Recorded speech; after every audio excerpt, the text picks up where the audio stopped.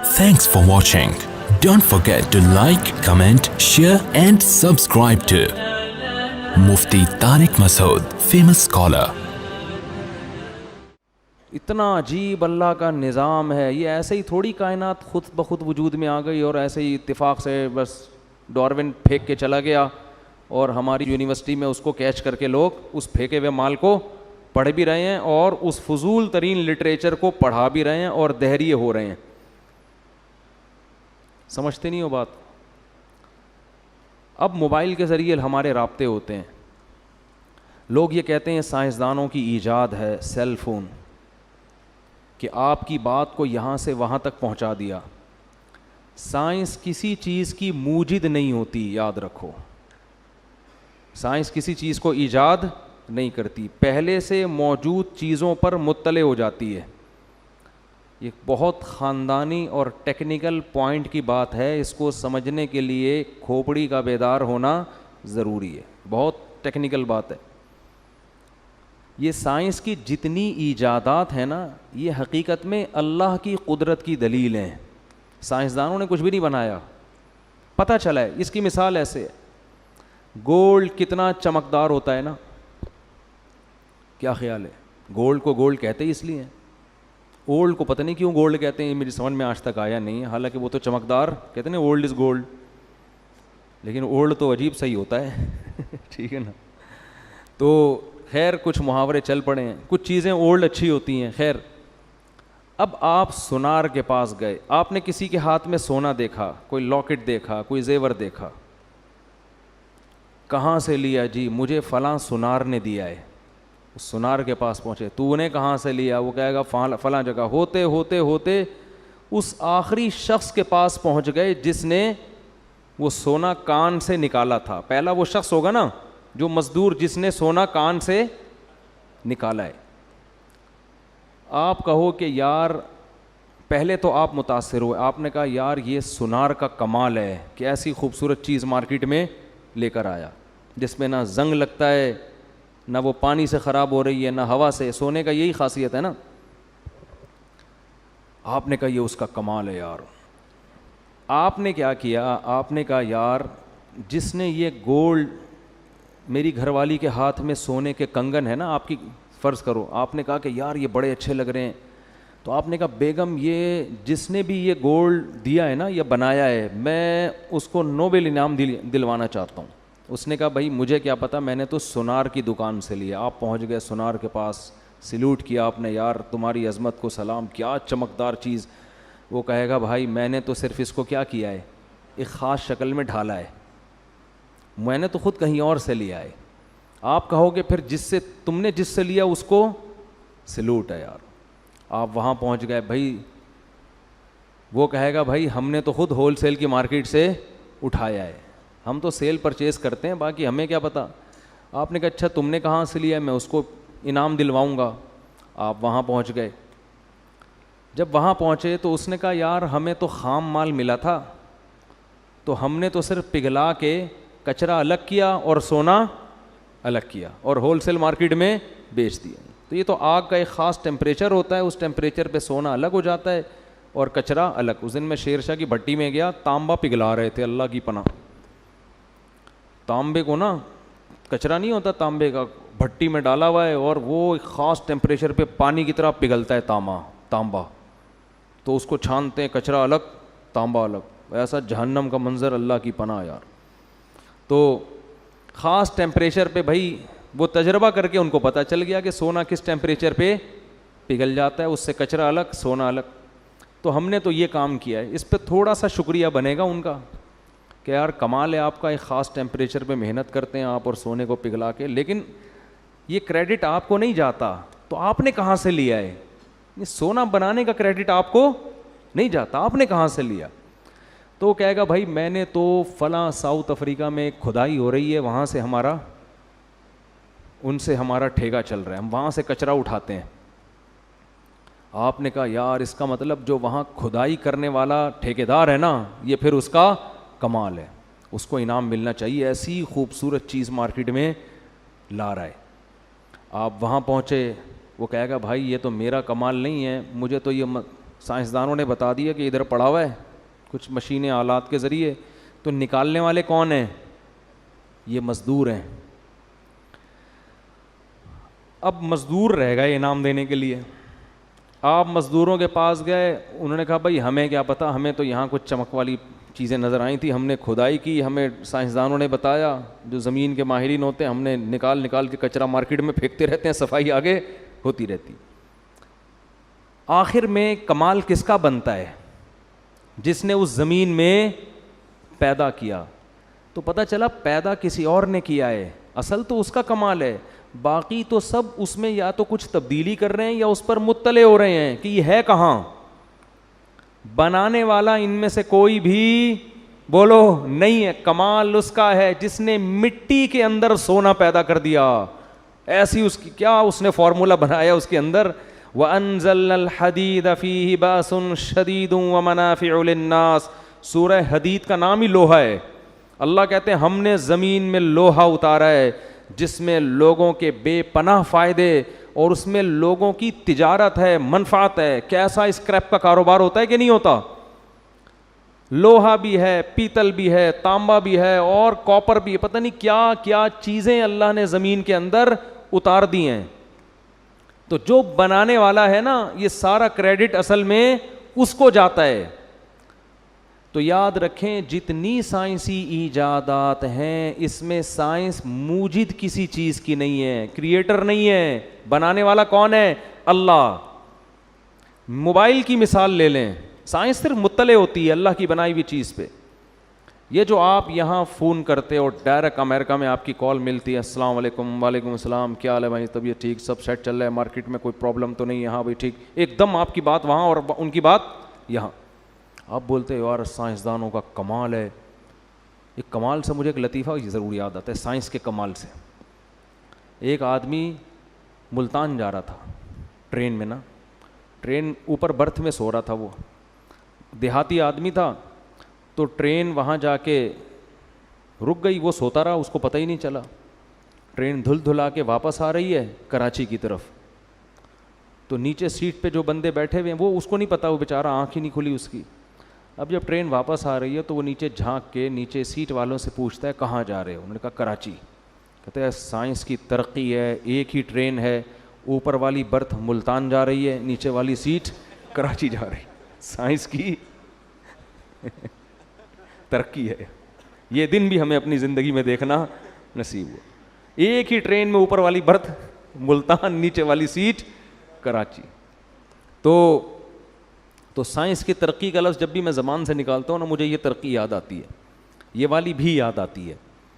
تو ہم یہ کہتے ہیں یار ہم ادھر فون ملاؤ, ٹھک ٹھک ٹھک, ایک دم ہماری بات کہاں پہنچنا شروع, امریکہ. وہ وہاں سے بات کر رہا ہے, پتہ نہیں یار یہ سائنس کی ترقی. اصل میں اللہ نے یہ ریز پہلے سے پیدا کر کے خلا میں زمین میں چھوڑی ہوئی ہیں. یہ ریز پہلے سے موجود ہیں. اللہ کو پتہ تھا کہ ایک وقت آبادی اتنی کثرت سے بڑھ جائے گی کہ ان میں جو کمیونیکیشن گیپ ہے وہ ختم کرنا ضروری ہوگا, اور اس ختم کرنے کے لیے زمین میں ریز چھوڑ دو.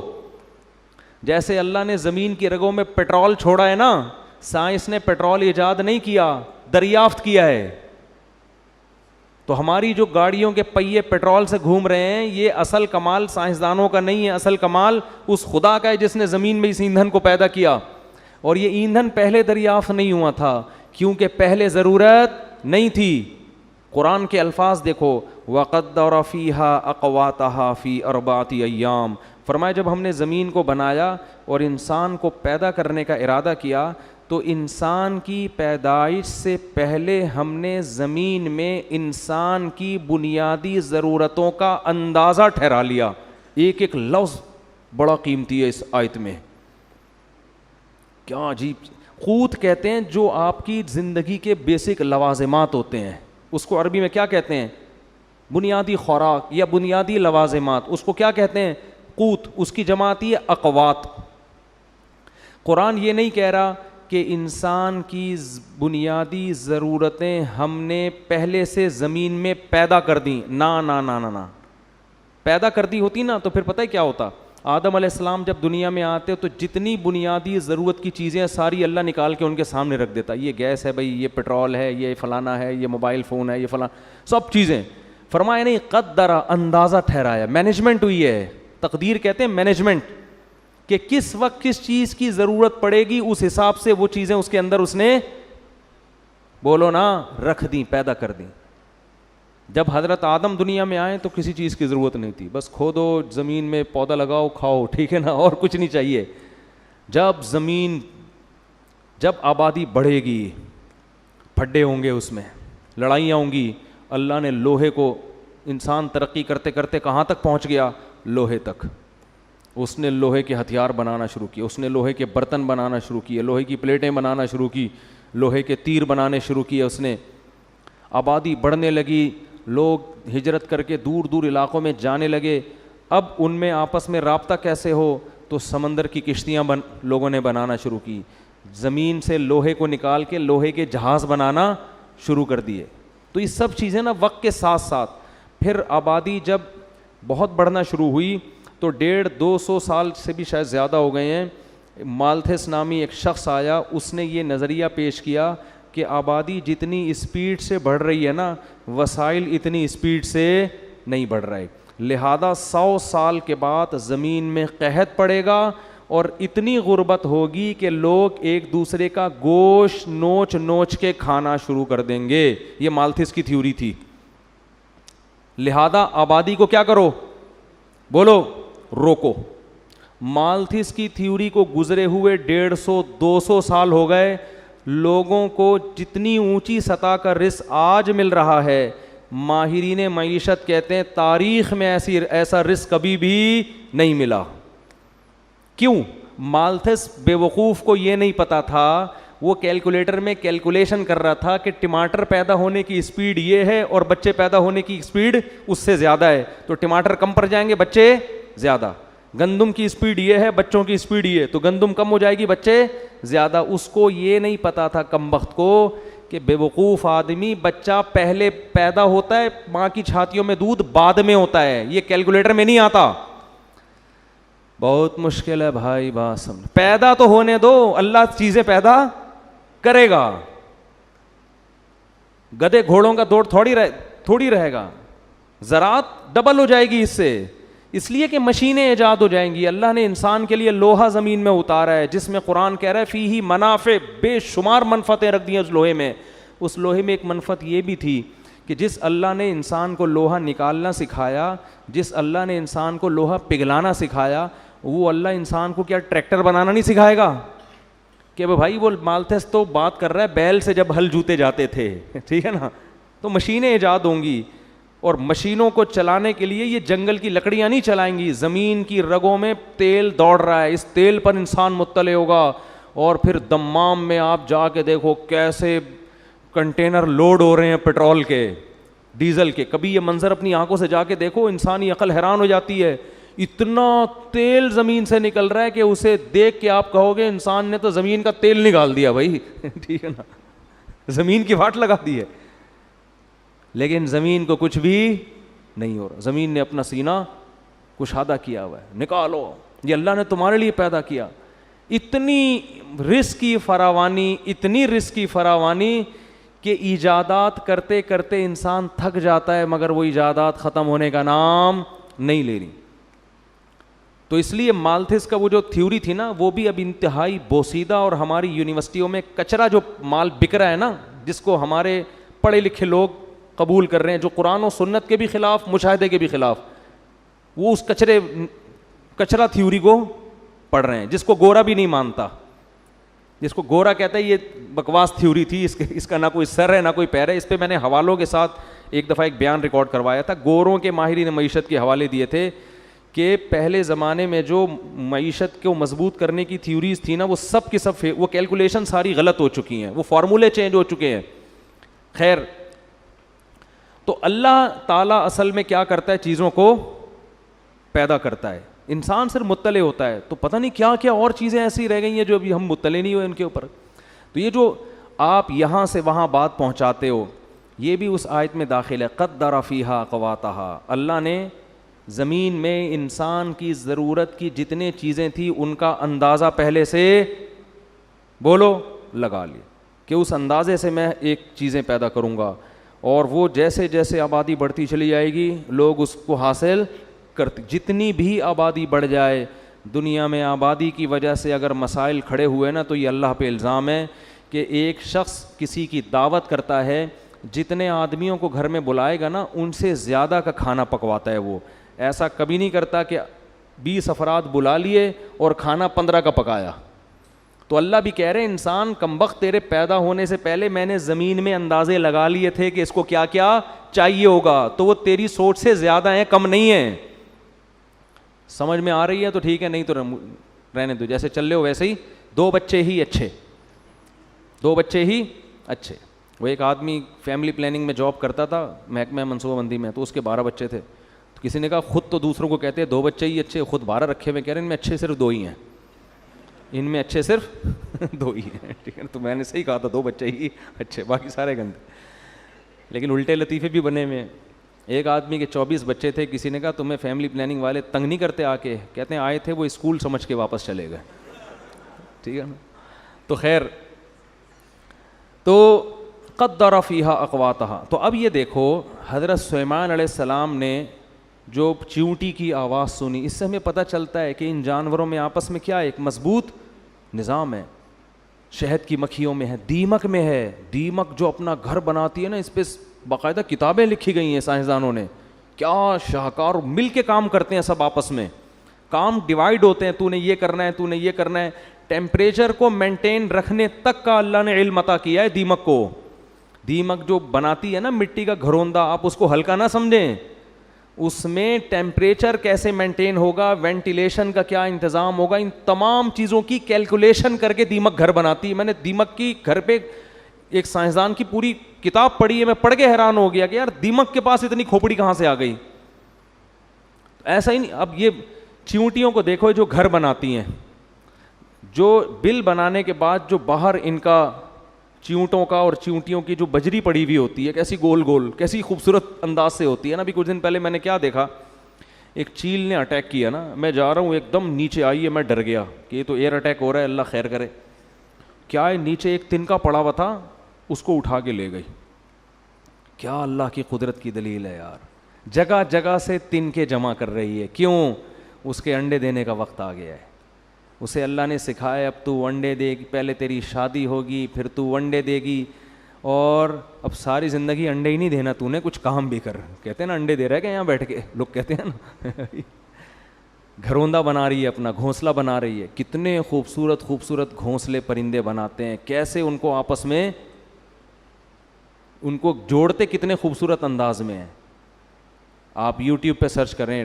اچھا, انگلش میں جو ڈاکومنٹریز ہیں جانوروں پر اور عربی میں ہیں, ان میں بڑا فرق ہے. گورا جب ڈاکومنٹری بناتا ہے تو بس جانور کے بارے میں رپورٹ پیش کرتا ہے کہ دیکھو یہ کیسے بنا رہا ہے, کیا خوبصورت, اور یہ کیا نظام, اور کیسے اپنے بچوں کی حفاظت کر رہا ہے, بس. اس میں اللہ کا کوئی تصور نہیں ہوتا.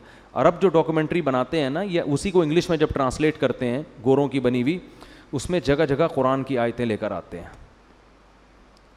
اور بتاتے ہیں کہ یہ کس کی قدرت کی دلیل ہے. تو بھائی جو بنانے, یہی تو کافر مسلم میں فرق ہے. کافر کو بنی ہوئی چیزوں سے دلچسپی ہے, بنانے والے سے کوئی سروکار نہیں ہے, اور مسلمان کو بنی ہوئی چیزوں سے اتنی دلچسپی نہیں ہے جتنی بنانے والے سے ہے. ذالکم اللہ ربکم خالق کل شیء. اللہ جب اپنی بنی ہوئی چیزوں کا قرآن میں تذکرہ کرتا ہے نا, تو کئی جگہ قرآن میں آ کے کہتے ہیں ذالکم اللہ, یہ ہے تمہارا اللہ جو تمہارا رب ہے, یہ ہے. گویا ہاتھ سے اللہ اشارہ کر رہے ہیں, یہ ہے رب.